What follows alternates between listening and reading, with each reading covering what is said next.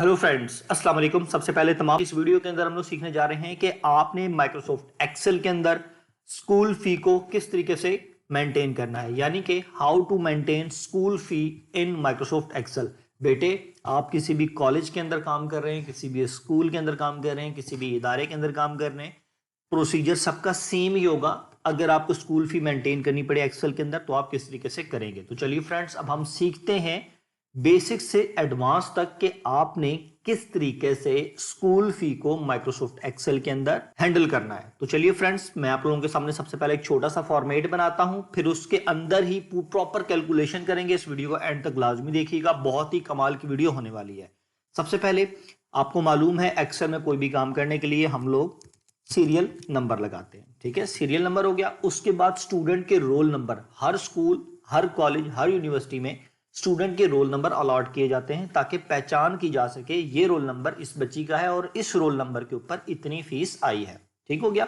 सबसे पहले हमने लिखा जी सीरियल नंबर, उसके बाद हम स्टूडेंट का लिख लेते हैं जी रोल नंबर, उसके बाद हम स्टूडेंट का लिख लेते हैं जी नेम, उसके बाद हम लिख लेते हैं जी उसका फादर नेम, उसके बाद हम लिख लेते हैं जी उसकी क्लास, उसके बाद हम उसका लिख लेते हैं जी सेक्शन, सेक्शन के बाद हम लिख लेते हैं जी उसका टोटल पैकेज, यानी कि एक साल में उसका कितना पैकेज है, हमने उससे कितना पैसा लेना है, या फिर मंथली फी उसकी कितनी है, टोटल पैकेज और मंथली फी। समटाइम ऐसा होता है कि स्कूल वाले कोई मंथली फी डिसाइड करते हैं, कोई पूरे साल का पैकेज एक ही बारी में ले लेते हैं। तो वो तमाम चीजें हम यहाँ पर एक ही बारी में लिख लेते हैं ताकि हमें प्रॉपर वे में हमारा काम चलता रहे। अब बेटे, हमने अपना फॉर्मेट रेडी कर लिया। अब इसके पहले हम इस फॉर्मेट में कुछ आर्जी तौर पर कुछ बच्चों का नाम और अपने इस फॉर्मेट की सेटिंग करते हैं, उसके बाद हम आगे चलेंगे। सबसे पहले ये टोटल पैकेज और मंथली फी के बीच में मैं डबल क्लिक करके आल्ट और एंटर करूंगा तो ये नीचे चला जाएगा ताकि मेरा जो फॉर्मेट है वो थोड़ा सा छोटा हो जाए बेटे। उसके बाद इन पूरों को पकड़ के, पूरी जो रॉस है इसको पकड़ के यहाँ से सेंट्रलाइज कर लूंगा ताकि मेरा डाटा सेंट्रलाइज हो जाए और मुझे अच्छा लगे। और इस पूरी रॉ को सिलेक्ट करके ऊपर जो इनके लाइंस आ रही हैं कॉलम्स की, इनकी जो मिड में लाइंस है उस पर डबल क्लिक करूंगा तो ऑटोमेटिक मेरा फॉर्मेट जो है वो सेट हो जाएगा। अच्छा, अब मैं यहाँ पर 10 बच्चों का डाटा मेंटेन करता हूँ, थोड़ा सा जूम कर लेता हूँ ताकि आप लोगों को आसानी रहे समझने में। सबसे पहले यहाँ पर मैं आऊँगा 1 2 और यहाँ पे आने के बाद मैं कितने कर लेता हूँ 10 स्टूडेंट्स का हम डाटा रेडी करते हैं। अब इनको भी पकड़कर पूरी शीट को सिलेक्ट किया, सिलेक्ट करने के बाद इसको भी सेंट्रलाइज कर दिया तो हमारा डाटा जो है वो सेंट्रलाइज हो जाएगा। अब बेटे यहाँ पर हम रोल नंबर कोई भी जो भी आप दिल करते हैं स्टूडेंट का आप रोल नंबर दे सकते हैं। मिसाल के तौर पर यहाँ पर मैं रोल नंबर दे देता हूँ 5501। पहले स्टूडेंट का ये दे दिया और जो अगला स्टूडेंट आया उसको हम रोल नंबर दे देते हैं जी 5502। ठीक है, इन दोनों को पकड़ के और पहले से ही आपने एक सीरियल नंबर ड्रैग कर ली इस तरीके से। ठीक है, हमने सीरियल नंबर ड्रैग कर ली, चाहे वो एक क्लास को अलॉट कर दें, चाहे हर आने वाले स्टूडेंट का जो भी आपके पास स्कूल में एडमिशन लेता है आप 1 बाय 1 उसको रोल नंबर भी दे सकते हैं या अपनी मर्जी के मुताबिक भी आप रोल नंबर दे सकते हैं। उसके बाद यहाँ पर हम स्टूडेंट का नाम लिखते हैं। मैं यहाँ पर लिखता हूँ जी ARSALAN अरसलान। फादर नेम हम लिख देते हैं जी मुख्तार, जल्दी जल्दी। उसके बाद यहाँ पर हम लिखते हैं जी फैज़ान और यहाँ पर हम लिख देते हैं जी खान। यहाँ पर हम लिख देते हैं जी अनीला। यहाँ पर हम लिख देते हैं जी अहमद। यहाँ पे हम लिख देते हैं जी तकी। यहाँ पे हम लिख देते हैं जी रयान। यहाँ पर हम लिख देते हैं जी अजीम। यहाँ पे हम लिख देते हैं जी अलीज़ा। यहाँ पर खान, यहाँ पर अली और यहाँ पर SAMWR समीर। ठीक है, और इन्हीं को मैं यहीं से नाम उठाकर, यहीं से मैं नाम उठाकर इन्हीं के फादर नेम में डाल देता हूँ ताकि हमारा टाइम बच सके। ठीक है, यहाँ पर आकर हम लिख देते हैं अली। ठीक है, अब देखें जी, हमने सबसे पहले उनके नेम भी डिसाइड कर लिए एक्सेल पे, हमने उनके फादर नेम भी डिसाइड कर लिए। अब हम उनकी क्लास डिफाइन करने जा रहे हैं। ठीक है, कौन सा बच्चा किस क्लास के अंदर है। मिसाल के तौर पर हम यह लिखते हैं जी क्लास 1 में है, ये भी 1 में है, ये भी 1 में है, ये 2 में है, ये 1 में है, ये 1 में, ये 2 में, ये 3 में, ये 4 में, ये 5 में।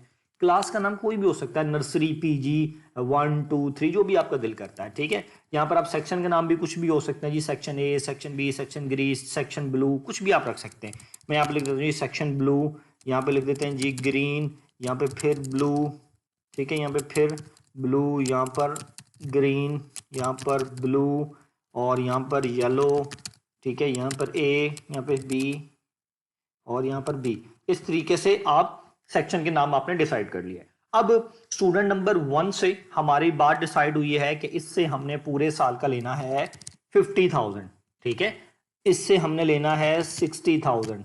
ठीक है। इससे हमने लेना है जी 70,000, इससे हमने लेना है जी 80,000, इससे हमने लेना है जी 1,00,000, इससे हमने लेना है जी 40,000, इससे हमने लेना है जी 35,000। सबसे पहले काम आपने क्या करना है, जो भी पैकेज आपका प्रिंसिपल आपका इदारा डिसाइड करेगा वो आपने यहाँ पर लिखना है। या इससे पैकेज हमने लेना है जी 35,000, इससे हमने लेना है जी 70,000, इससे हमने लेना है जी कितना 20,000 ओनली। ठीक है, सबसे पहले हमने बेटे इस तरीके से उनका पैकेज लिख लिया। अब हम क्या करेंगे जी, अब हम यहां पर उनकी फीस रिसीव करना शुरू करेंगे। हम एक ही बारी में अपने एक्सेल लेजर के अंदर अपने इदारे से पूछेंगे कि हमने अपनी फीस को कितने इंस्टॉलमेंटों में लेना है। कोई इंस्टॉलमेंट 8 बनाते हैं, कोई 2 बनाते हैं, कोई 4 बनाते हैं, कोई 10 बनाते हैं। हम एक ही बारी में 7-8 इंस्टॉलमेंट्स बना लेंगे, क्योंकि मोस्टली लोग मंथली फीस जमा करा रहे होते हैं, एक साथ लोग नहीं जमा कराते। तो हम एक ही बारी में 8 कॉलम डिसाइड कर लेंगे। ठीक है, सबसे पहले हम यहाँ पे लिखेंगे जी फर्स्ट फी, मतलब पहली बारी में उन्होंने जितनी फीस जमा कराई उस फीस की हम यहाँ पे क्या लिखेंगे डेट, और उस फी ही का हम यहाँ पे लिखेंगे स्लिप नंबर, क्योंकि किस स्लिप नंबर पर उन्होंने फीस जमा कराई। ये हमने लिख लिया जी फर्स्ट। अब यहाँ पर हम कॉपी करेंगे, इसी को हम आगे लेके जाकर पेस्ट कर देते हैं कंट्रोल वी के साथ।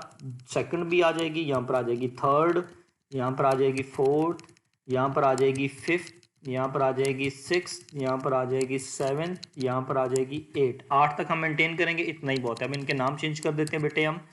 सबसे पहले फर्स्ट फी थी, फर्स्ट फी के बाद यहाँ पर हम लिख देते हैं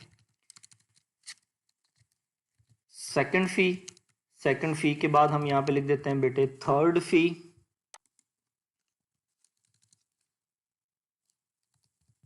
थर्ड फी, थर्ड फी के बाद यहाँ पर हम लिख देते हैं बेटे फोर्थ फी, मतलब चौथी बार बंदे ने कितने पैसे जमा कराए।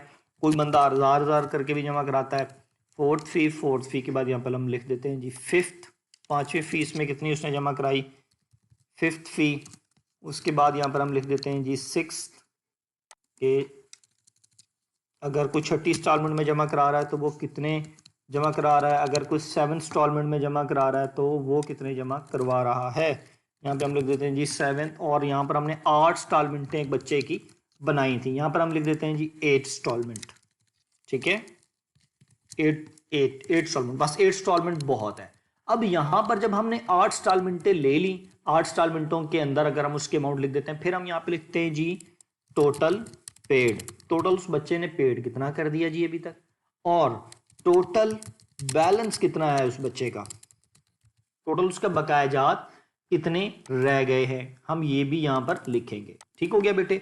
अच्छा, अब हम बात करते हैं इस पूरे फॉर्मेट के ऊपर, क्योंकि ये फॉर्मेट हमने बनाया हुआ था ऑटोमेटिक। इसके ऊपर यहाँ पे हम शिफ्ट के साथ सिलेक्ट करेंगे, और जहां तक हमने फॉर्मेट अपना बनाया हुआ हम इसको किसी ना किसी बॉर्डर के अंदर बंद कर लेंगे। यहाँ पर आकर हम इसको बॉर्डर अप्लाई कर देते हैं। सिलेक्शन बनाने के बाद भी हमने बॉर्डर अप्लाई कर दिया तो हमारा सारा फॉर्मेट बॉर्डर में आ गया। डबल क्लिक करेंगे तो हमारा फॉर्मेट थोड़ा सा छोटा हो जाएगा ताकि हमें अच्छा लगे। ठीक है, मैं इसको पूरे को सिलेक्ट करके दोबारा से डबल क्लिक करता हूं ताकि हमारा फॉर्मेट छोटा हो जाए। अब बेटे सबसे पहली फीस आई अरसलान मुख्तार, यानी कि मेरी फीस, मैंने एक बार मेरा टोटल पैकेज था 50,000 का। ठीक है, अब मेरे पास मैंने जो पहली फीस जमा कराई वो करवाई 5,000 रुपए की। देखिए फीस आपने किस कॉलम में एंटर करनी है, जहां जहां आपने लिखा है फर्स्ट फी, जहां जहां लिखा है सेकंड फी, जहां जहां थर्ड, इन कॉलम्स में आपने फीस इंसर्ट करनी है। ये मेरी फीस थी, ये फीस मैंने जमा कराई बेटे किस तारीख को, मिसाल के तौर पर 1/3/2023, यानी कि 1 मार्च को फॉर एग्जांपल मैंने इस फीस को जमा करवाया। ठीक है, डेट फॉर्मेट है, डेट फॉर्मेट आप चेंज भी कर सकते हैं अपनी मर्जी के मुताबिक। अभी हमने 1/3 को जमा कराई और उसका स्लिप नंबर था फॉर एग्जांपल 001।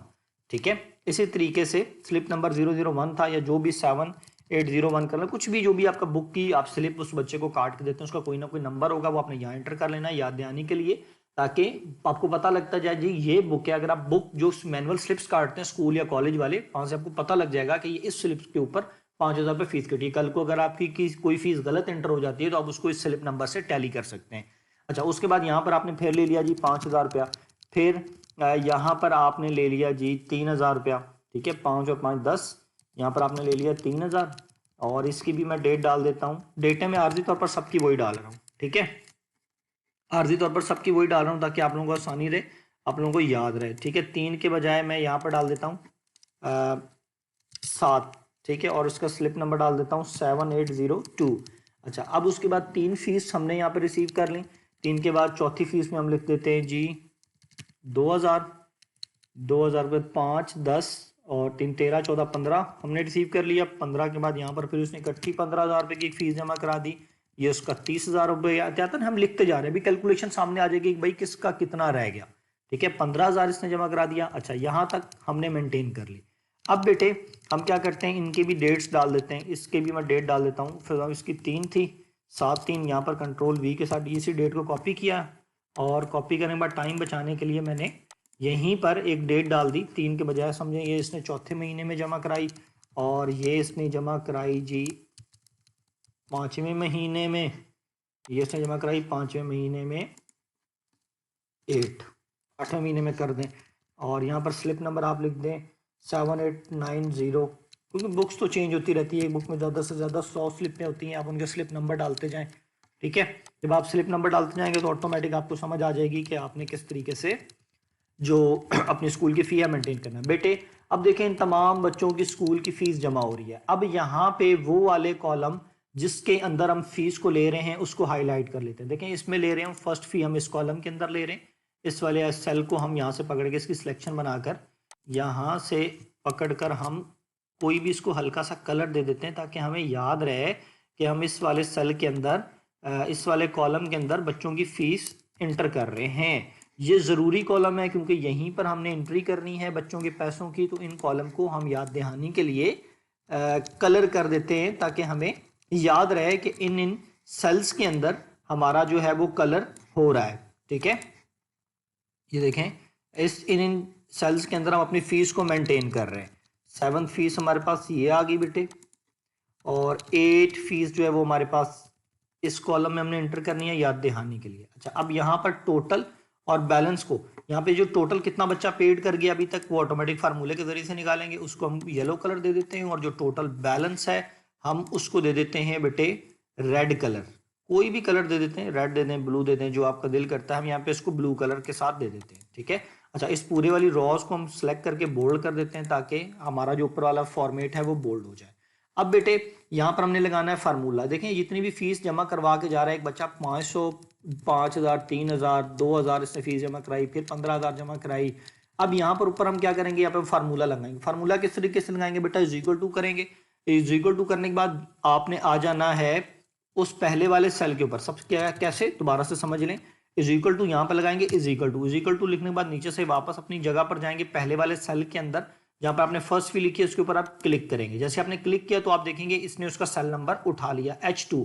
ये देखें, ये H है और ये 2, H2 का उसने सेल नंबर उठा लिया। फिर आप शिफ्ट के साथ प्लस लगाएंगे, फिर इसी तरीके से अगले सेकंड फी के ऊपर क्लिक करेंगे, फिर शिफ्ट के साथ प्लस लगाएंगे, इसके ऊपर क्लिक करेंगे, फिर शिफ्ट के साथ प्लस लगाएंगे, अगली फीस के ऊपर क्लिक करेंगे, फिर शिफ्ट के साथ प्लस लगाएंगे।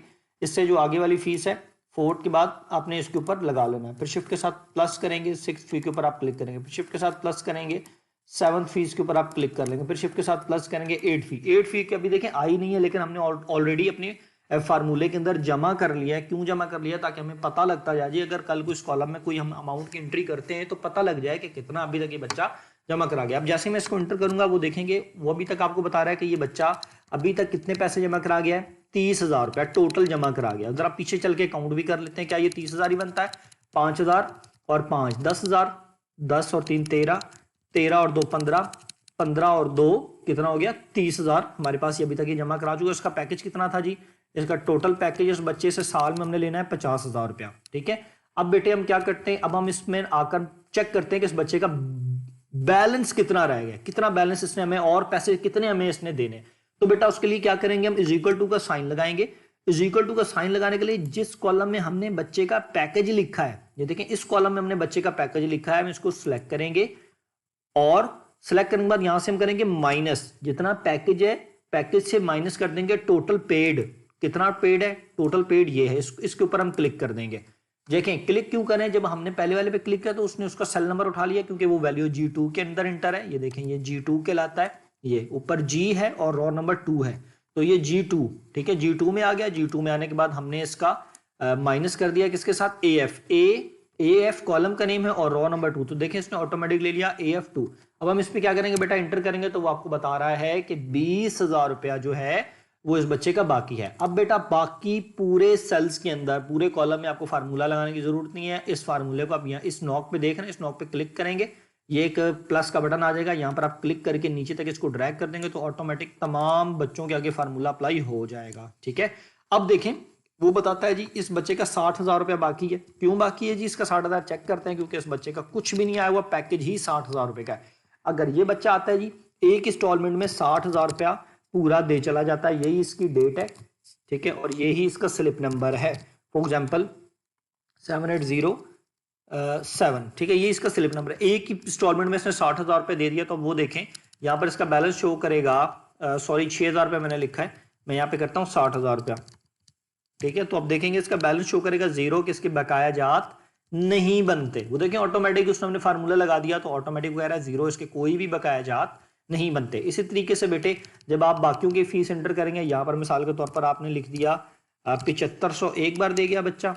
ठीक है, 7500 एक बार दे गया बच्चा, 7500 एक बार दे गया। ठीक है, तीनों कॉलम्स में हमने फीस उसकी एंटर की। आप डेट और स्लिप नंबर बाद में भी अब एंटर कर सकते हैं, मेरा काम समझाना था वो मैंने आपको समझा दिया। वो बता रहे जी 47,500 रुपया इस बच्चे का बाकी है, 22,500 रुपया वो दे गया। अच्छा, सम टाइम ऐसा होता है कि बच्चे अपने अमाउंट और पैकेज से ज्यादा जमा करा जाते हैं। वो कैसे? मिसाल के तौर पर ये बच्चा जमा करा कर गया जी कितना, 10,000 एक बार। ठीक है, और 10,000 एक बार, 10,000 एक बार। तीसरी फीस में चौथा महीना आया, फिर ये दे गया जी 10,000। ठीक है, पांचवा महीना आया, ये फीस दे गया जी 10,000। छठा महीना आ गया, ये फीस दे गया जी 10,000।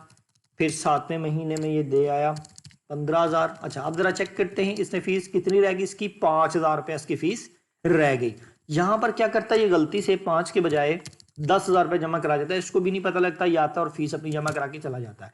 तो अब देखें वो ये आपको लेजर बता रहा है, उसकी वैल्यू किस में चलेगी, माइनस में, -5,000, यानी कि 5,000 रुपया ये बच्चा ज्यादा जमा करा के चला गया है। अब आपने क्या करना है जी, 5,000 रुपया आप इस बच्चे को बुलाकर रिफंड कर देंगे, सिंपल सी बात है, तो आपका लेजर मेंटेन हो जाएगा। ठीक है बेटा, यहाँ पर मैं वापसी 5,000 कर देता हूँ, वो मैंने जस्ट आपको बताने के लिए कहा था कि इस तरीके के एरर्स भी हमें आते हैं। यहाँ पर आप डेट डालेंगे तो ऑटोमेटिक आपका एक जबरदस्त फॉर्मेट रेडी हो जाएगा। अब बेटे हमने स्कूल फी में टोटल उनकी क्लासेस अपना लेजर सारा बना तो लिया, लेकिन अब हम चाहते हैं कि हमें ये भी पता लगे कि पहली इंस्टॉलमेंट की मद में कितना पैसा आया, दूसरी इंस्टॉलमेंट की मद में कितना पैसा आ रहा है, तीसरी इंस्टॉलमेंट की मद में कितना पैसा आ रहा है, चौथी की मद में कितना पैसा आ रहा है। तो बेटा आपने क्या करना है, सिंपल यहाँ पर आएंगे, सबसे पहले इज इक्वल टू सम लिखेंगे, सम शिफ्ट के साथ ब्रैकेट, और इस पूरी फर्स्ट फी को यहाँ से पकड़ कर यहाँ तक सिलेक्ट कर लेंगे, या मैनुअल फार्मूला H2 से H11 तक। H2 का मतलब क्या है, H2 ये रहा, H कॉलम का नेम, 2 है रॉ का नेम, और H ये है हमारे पास, और कॉलम का रॉ का नेम 11। H11 तक शिफ्ट के साथ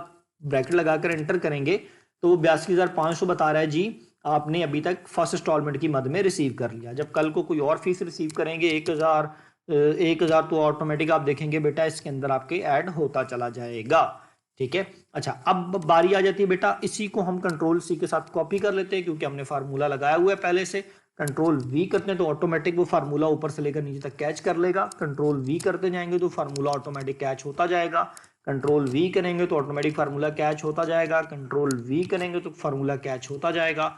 कंट्रोल वी करेंगे तो फार्मूला कैच होता जाएगा। कंट्रोल वी करेंगे तो फार्मूला कैच होता जाएगा। यहाँ पर 8वीं फी तक हमने कंट्रोल फी कर लिया, पता लग रहा है जी 8वीं फी में अभी तक 5,000 रुपया ही टोटल आया है। ठीक है, अब हम यहाँ पर बात करते हैं टोटल फी हमारे पास कितनी आ चुकी है अभी तक पूरे साल के अंदर।